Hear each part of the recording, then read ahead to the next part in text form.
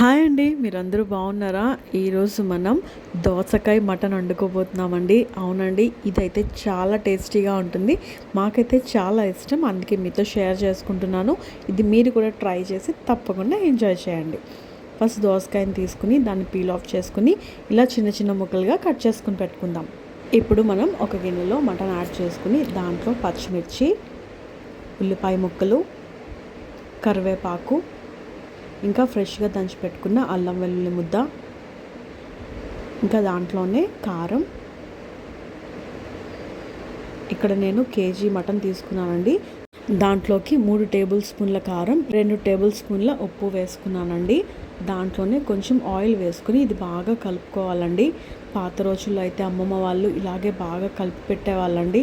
అందుకే కూర కూడా చాలా టేస్టీగా వచ్చేదన్నమాట. ఇప్పుడు దీంట్లోనే తగినంత వాటర్ వేసుకుందామండి. విడిగా ఉండే వాళ్ళైతే కొంచెం వాటర్ ఎక్కువగా పోసుకోవాలండి. లేదు కుక్కర్లో పెట్టుకునే వాళ్ళైతే ఈ నీళ్ళు సరిపోతాయన్నమాట. చూసారు కదా, ఇలాగా మటన్ అంతా బాగా ఉడికించుకోవాలన్నమాట. ఇప్పుడు దీంట్లో మనం కట్ చేసి పెట్టుకున్న దోసకాయ ముక్కలు యాడ్ చేసుకోవాలండి.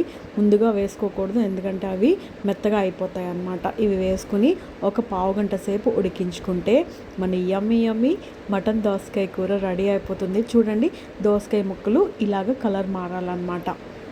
ఇలాగ వైట్ కలర్ నుంచి జెల్లీ స్ట్రక్చర్లో వచ్చేస్తుంది అనమాట. అంతేనండి, ఇంట్లోనే సింపుల్గా హెల్దీ వర్షన్లో మన దోసకాయ మటన్ చేసేసుకున్నాం కదా. మరి ఇంకెందుకు ఆలస్యం, ఇప్పటి వరకు మన ఛానల్ సబ్స్క్రైబ్ చేసుకోకపోతే వెంటనే చేసేసుకోండి ఇలాంటి యమ్మీ రెసిపీస్ కోసం.